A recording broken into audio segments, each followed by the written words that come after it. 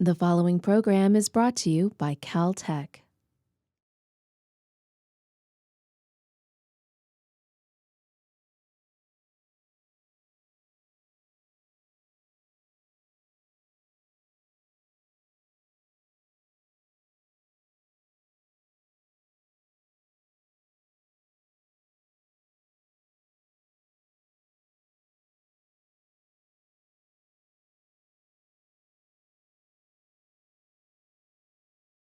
Good morning and welcome to the Division of Engineering and Applied Science here at Caltech. I'm Rosakis, I'm the chair of the Division of Engineering, and it is my distinct pleasure to preside over this wall-breaking ceremony today as we prepare to transform the Franklin Thomas Laboratory from state-of-the-art circa 1950 to state-of-the-art 21st century. As befits celebrations such as this, we have representatives of the entire Caltech community with us today. And first, I would like to acknowledge the presence of the chair of the Caltech Board of Trustees, David Lee, and his wife, Ellen Lee.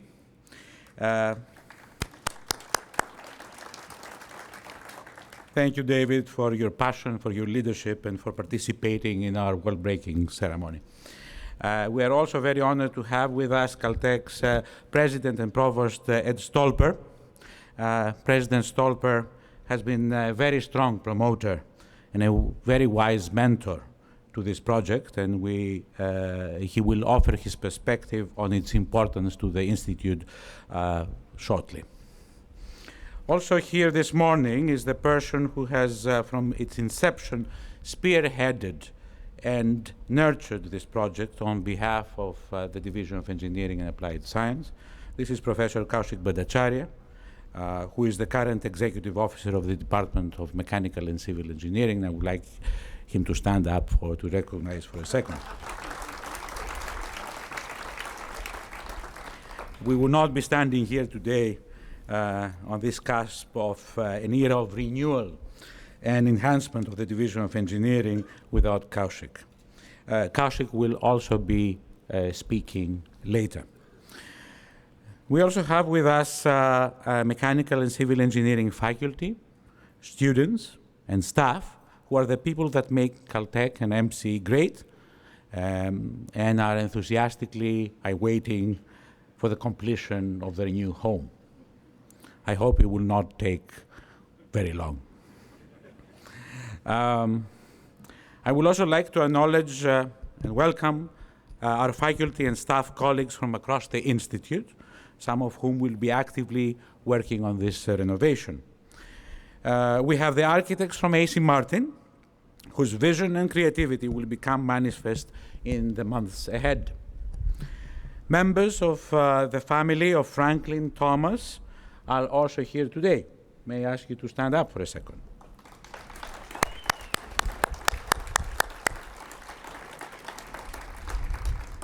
Thank you for traveling to Caltech to be with us in this very important day.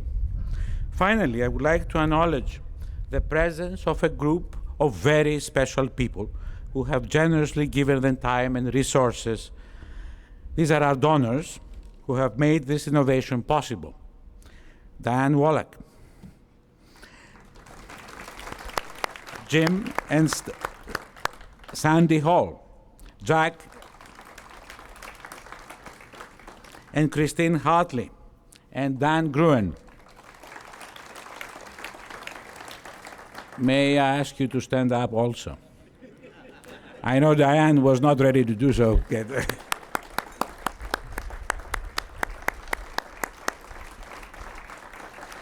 Now we are going to start demolition very shortly, so I hope you are ready to put on your hats and get to work and get this project going. And we are going to be knocking down this wall.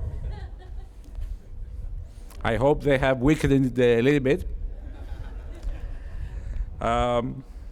So let me tell you a few words about this classic building. We know that it houses the Department of Mechanical and Civil Engineering, but it's also the home of the administrative offices of the whole Division of Engineering and Applied Science here at Caltech. That makes it my office and also the office of my staff. So I am doubly pleased that this is happening, and in about 18 months, we are all going to have a new brilliant home. The renovation of the Franklin Thomas Laboratory marks a milestone for the Division of Engineering and Applied Science at Caltech, since this renovation will completely modernize the infrastructure of the building, giving us new possibilities in research and future hiring. This modernization will allow us to do experimental and computational work which was undreamt of in the past years, including work in diverse areas such as waste, heat, and energy recovery, hazards and natural hazards and resources, mechanical and autonomous systems, space robotics, fluid mechanics and combustion, granular and geological materials, advanced lightweight alloys, flow control, spinal implants, mechanics of active materials, as well as earthquake seismology and seismic engineering. Those are all the fields being taken forward by our mechanical and civil engineering colleagues. We have several speakers and distinguished guests this morning who will now share their perspectives on the significance of this innovation. Our first speaker is Caltech's President and Provost, Ed Stolper, my boss.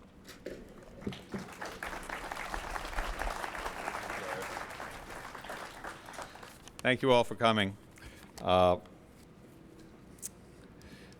Let me say a little bit about the history of the building, which is quite interesting, and the structure of the building. The building was built in January of 1945, and actually not the whole building. If you look, I'm going to step out. Can you see that seam running up, the seismic joint? That's the original building, was the third that's over there to the right, and all of you looking to your right, to the right of that seam. And that was built in January of 1945. And I'm hoping that somebody like Tom Tyson can explain why they did this.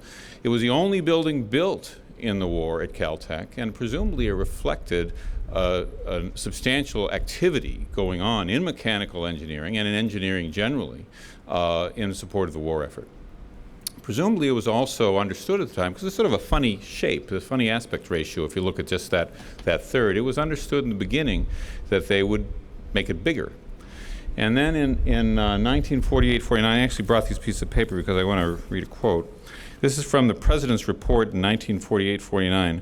Recognizing the urgency, I'm also hoping that some of our more senior colleagues will explain what the urgency was.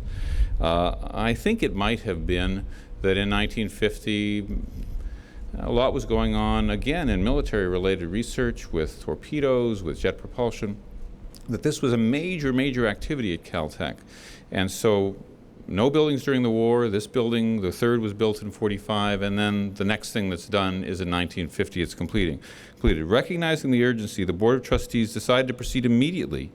Actually, the money for the first third came from the Eudora Hull Spalding Trust, and the people in chemical engineering know that they live in the Eudora Hull Spalding building.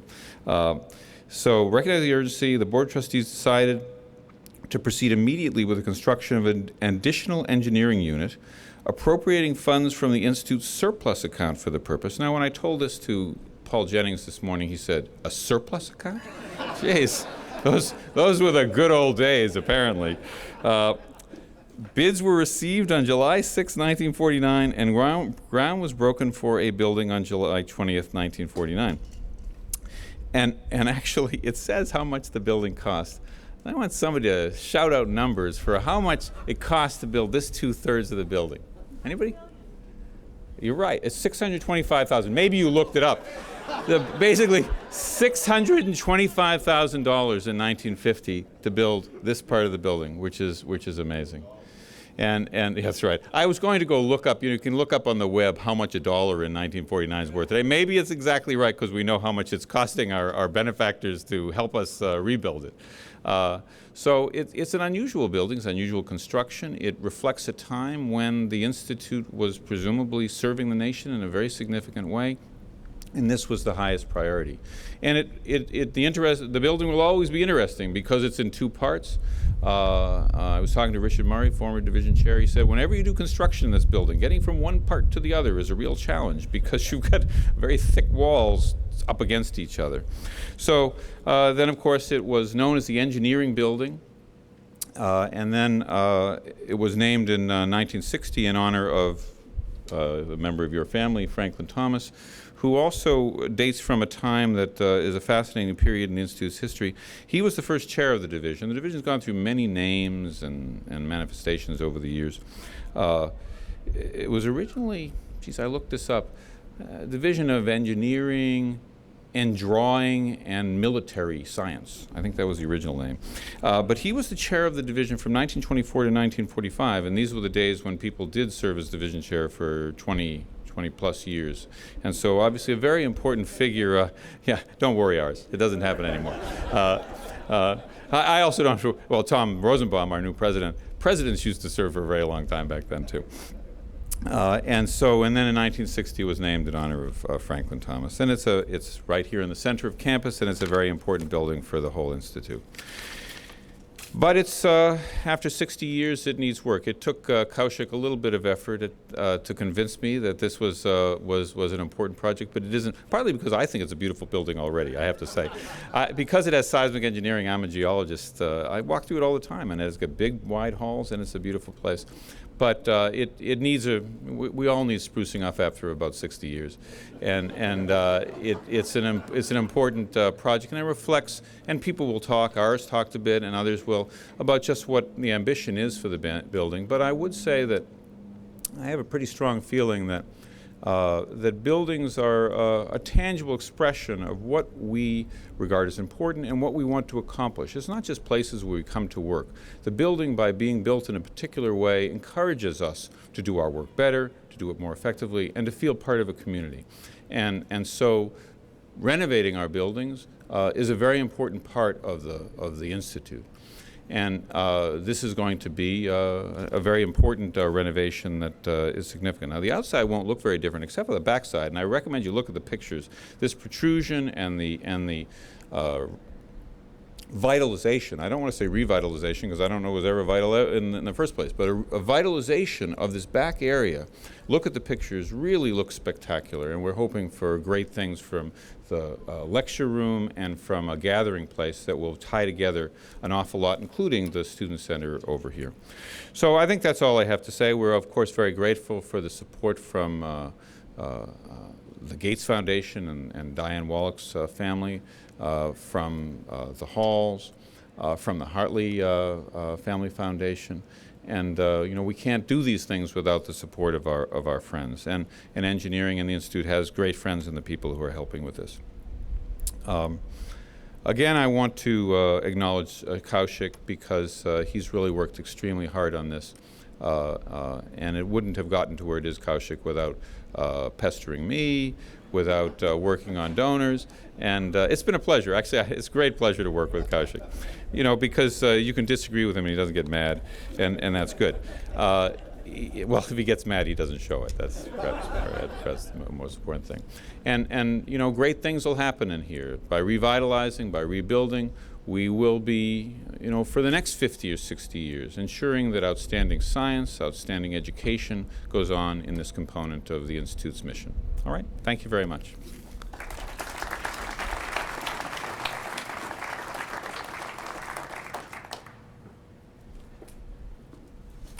Thank you, Ed. As Ed said, Franklin Thomas was a very interesting character and a hero at Caltech. He came to Caltech in 1913 to develop the Department of Civil Engineering, and in 1924 he became the first chair of the division that had many names, as Ed said, but at one point it was called the Division of Civil and Mechanical Engineering, Aeronautics, and Meteorology. Very interesting combination of things, which is, again, it shows Caltech's evolving nature and the lack of rigidity that the units in this institute have, which is an advantage, I think. It's confusing sometimes, but it's a great advantage. So he also served as the Dean of Students and twice as the chair of the Institute's Administrative Council that ran the Institute during presidential transitions, apparently at that time. In addition to his work at Caltech, Thomas was a leader in Pasadena, in the city of Pasadena, and was an authority on water supply in the West. On his passing, Lee Dubridge, the then president of Caltech, said, "Franklin Thomas was a great teacher, a great engineer, an invaluable citizen, and a beloved friend. Caltech will forever be proud of his record of service to the Institute, to the community, and to the nation." His legacy will continue in this building, and we are delighted that members of the Thomas family are here with us. So I would like to ask his grandson, Franklin Thomas, actually Franklin Dean Thomas, to come to the podium to make a few remarks.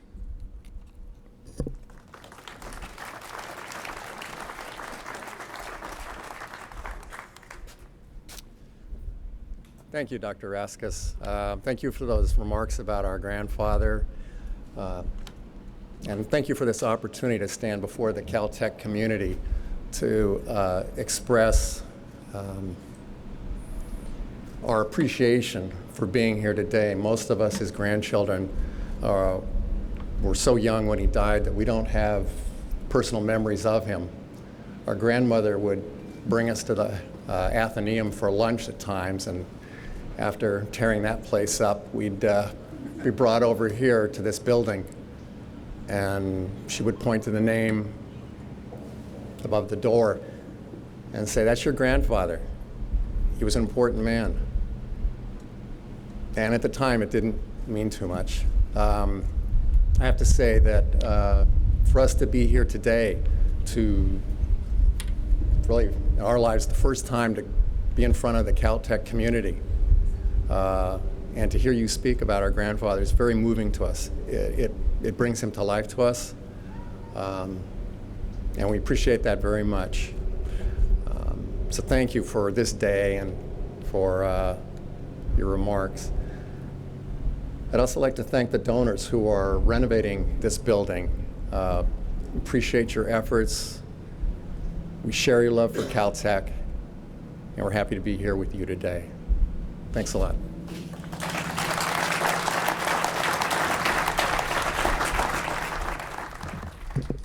Thank you very much, Dean.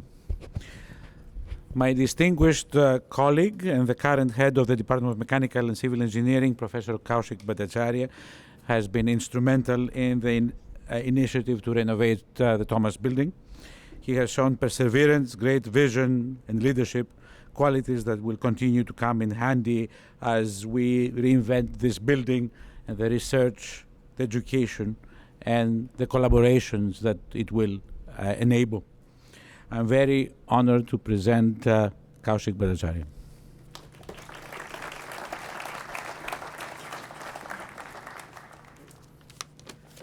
Thank you so much, Aris. Very happy to be able to say a few words on behalf of my colleagues in the Department of Mechanical and Civil Engineering. It is really a privilege to be a part of this great institution. And for us, it has been a special privilege to work in a building following in the footsteps of Franklin Thomas, of great teachers like George Hausner, Alan Acosta, Jim Knowles, and so many others. We took inspiration from them and tried to go out in our own new directions. But in the recent years, we've been a little frustrated at times that our dreams and ambitions, we have had difficulties with the infrastructure. So we did what good faculty often do. We grumble, we complain, and then we improvise. It was a telephone call from Jim Hall some years ago, which really changed us and gave us the courage to think in some concrete way about redoing the building. So with the help and support of the Institute leadership, we developed a concrete plan and a real proposal, and we are very grateful and delighted when Diane Wallach and the Gates Frontiers Fund provided us with the core funding for the real funding for being able to do this. The financial crisis of 2008 slowed us down a little, but I'm so glad that we are here today. I'm very glad that Diane Wallach is able to join us. Diane is the president of Cody Resources, a real assets holding company. An alumnus of Stanford, she worked at Citibank and the Gates Corporation before her current role. She is also a trustee of the Gates Family Foundation and the Gates Frontiers Fund. She is very involved in the community with service on the board of the Denver Institute of the Advancement of American Legal System, the Charles C. Gates Center for Regenerative Medicine and Stem Cell Biology, Children's Hospital Colorado, Denver Art Museum Foundation, and many others. Diane makes this gift in honor of her father, Charles C. Gates Jr., a former life trustee of Caltech. Charlie Gates took the family Gates Rubber Company that pioneered transmission belts, long connection to mechanical engineering. I guess it's your grandfather and your great uncle who were the inventors of the V transmission belts. And Charlie Gates took the family company and grew it to the diverse Gates Corporation with many business interests ranging from real assets to Learjet. As a trustee of Caltech, Gates was an early promoter of entrepreneurship on campus. The Gates Grubstakes Fund that he created has been a key vehicle in the success that Caltech has enjoyed in transferring the fundamental technologies developed here into the real world. Diane, to the faculty and students of MCE, your gift is of course very meaningful. Equally important, or perhaps more important, is the fact that someone with your broad experience and interests chooses to invest in us. Thank you so much, and we'll be very grateful if you come up and say a few words.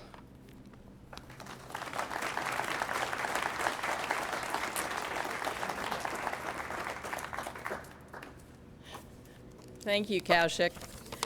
What a pleasure. What a day. Now remember, I'm from Colorado and I left, it was a blizzard. But this is gorgeous. Guillaume, you might disagree with me wherever you're standing. You thought it was a little chilly this morning. Anyway, I have a confession to make. I think I am one of the luckiest gals in the world because Charlie Gates was my dad. I did know him, unlike your grandfather, and had the pleasure of both being a daughter and working with him in the business world for many years. But I thought for the sake of today, I'd share a few snippets about what he was really like. I think he spent every waking moment, and probably some of his dreaming moments, creating or learning something. Whether it was building a new design team, building a better V-belt, faster Learjet, or trying to find a way to sell it more cheaply. He even tried to trick chickens into having 1.2 eggs a day instead of 1 egg a day by messing with their circadian rhythms. He thought that was kind of cool. That's a story for another day. But he also loved life and believed in fun and hands-on learning. And I remember when he spent about a month building a special project in our garage, and it was the purchase of dune buggy parts. There's just these piles of stuff, and then he announced to my brother and I in the mid-'60s that we were going to build a dune buggy. How many kids get to do that today, let alone even back then? And we did, and it still works. Though you turn on the lights to make the wipers work, but again, another story. He also believed in great adventures in life, of learning. And I'll never forget the time he took us traipsing along the shore of the Caspian Sea looking for the snipe, a local snipe that happened to make a pretty good sandwich. We were actually shooting there in 1969. But relevant to here, he also schemed, how do you get great professors and students to take those theses and patents off the shelves, turn those discoveries into practical products, and put them in the marketplace? He loved that entire process, and that was basically the seed for the Gates Grubstake Fund. He really loved doing that. He was a builder. He was an entrepreneur, and he was a risk taker. In fact, one of his favorite expressions was, what the world needs is more production and less suction. You can apply that in a lot of different ways. But he also loved Caltech. He didn't go to Caltech. He went to those other schools, MIT, Stanford. But he didn't serve on their boards. He served on this board for many years because he knew this was an extraordinary place. It was a gem of creativity and collaboration. And that last word's important. He believed in integrating your learning, your knowledge, and your teams. He was a team player. You can be a leader, but the best leaders in the world knows the teams matter. And he often said to us growing up, no one, absolutely no one, does their best work alone. And today, this building is an example of lots of people rallying together to get the job done through persistence, complaint, resources, history, and a shared common goal. So thank you for letting me be here today to celebrate with some of the fun involved. Thanks from Charlie, too.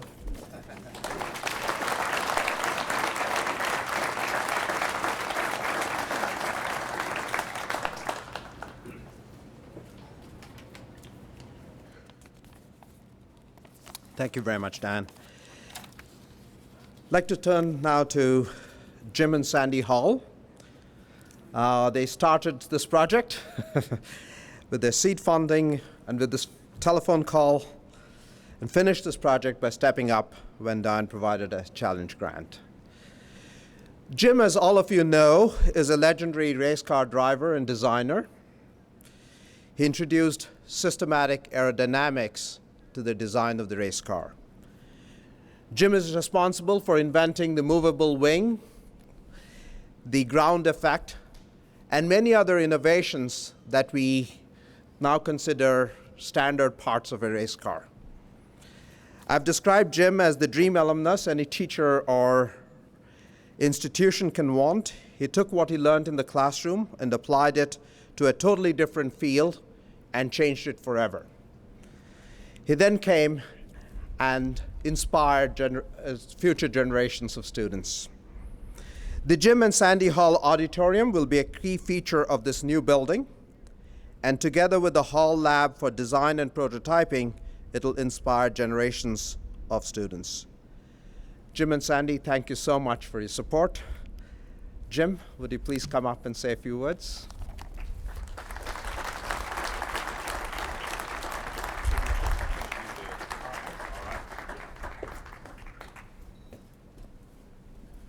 I managed to tear up my legs pretty bad one time, too.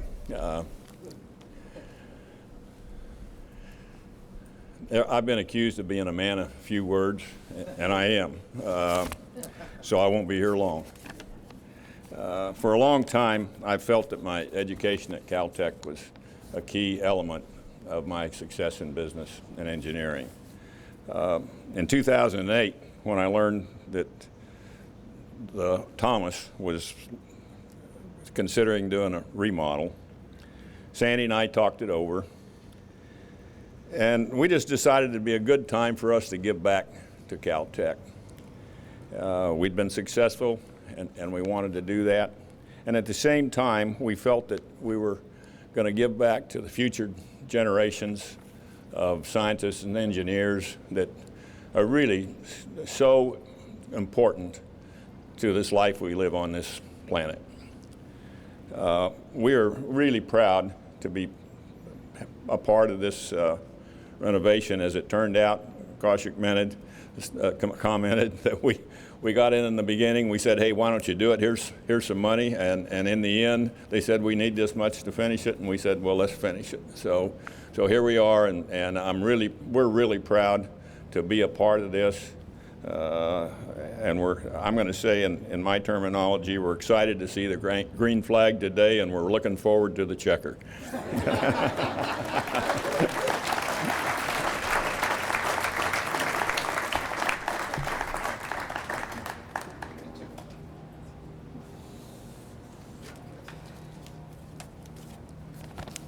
Thank you very much, Jim.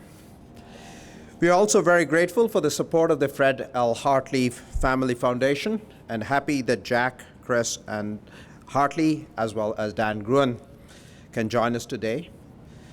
The Hartley Foundation has been a very steady supporter of various activities on campus. In this department, we have benefited for many years from the Fred L. Hartley Graduate Fellowships. We are very grateful for the creation of the Fred L. Hartley Laboratory for Nanoscale Heat Transfer in the new building. Thank you very much.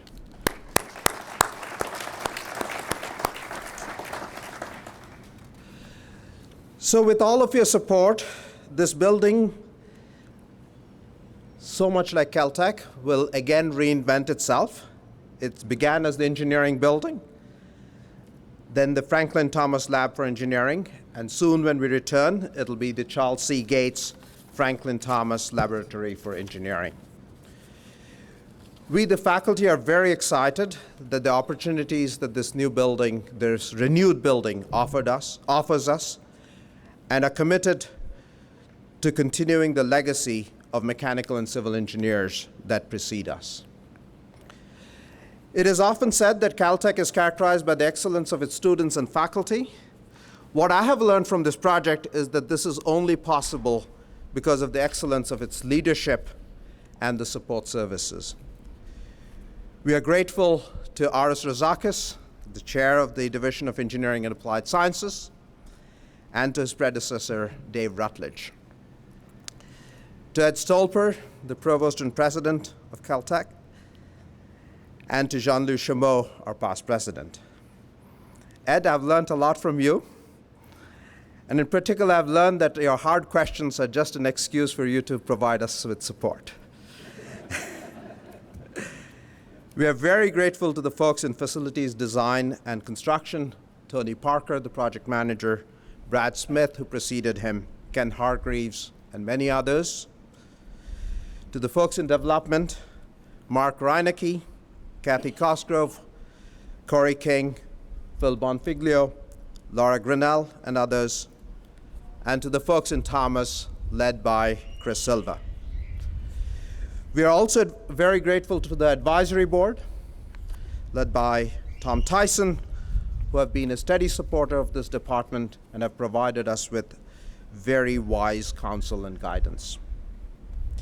We are fortunate to have a great architectural team led by Susan O'Connell, and I have confidence that we'll have good reasons to thank Swinnerton Builders next summer. I want to end on a personal note. As you can probably guess, I grew up in India. Spring marks the beginning of the year, the new year, in the traditional Indian calendar. And it is customary to begin a new year by breaking the old to make room for the new. Because we believe that by making the new only by making the new can we truly honor the past. And so I'm very happy that we are beginning this new year the right way. Thank you.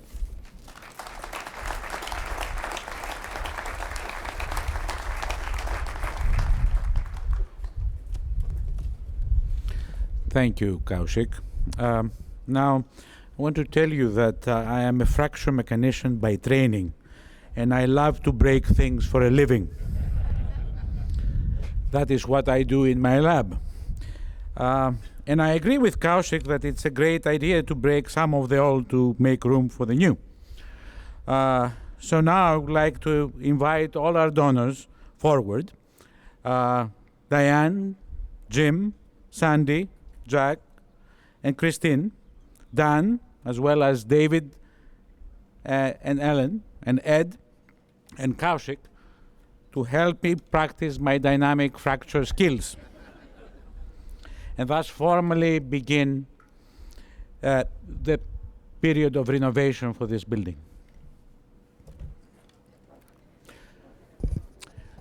By the way, those of you who are not provided by sledgehammers, I would like to invite you to watch this in the screen.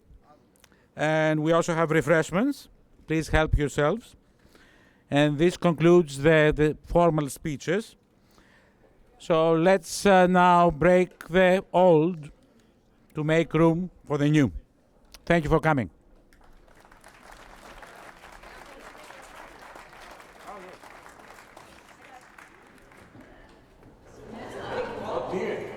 No marks anymore. So, you see these marks here?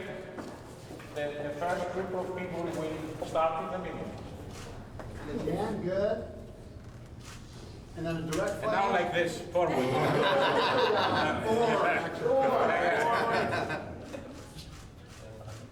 Thank you. Okay. Okay, we're going to do this in sections, okay, guys? So I'm going to have Dr. Stolper and Diane take the first hit. You first to go? Yeah.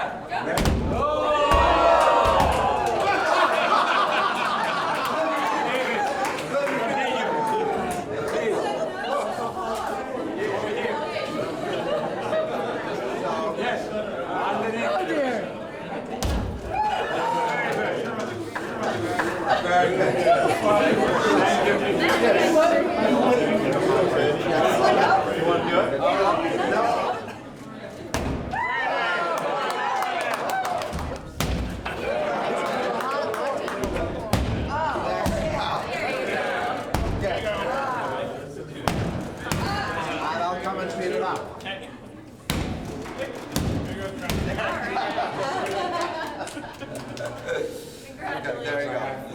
There you go.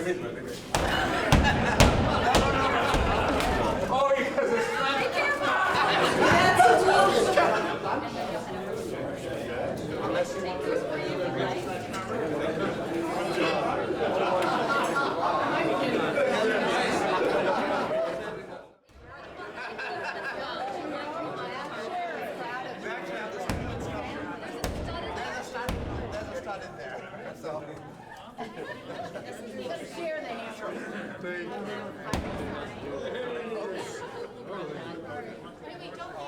Share the hammer. I saw someone actually walk back there. We'll do your hammer.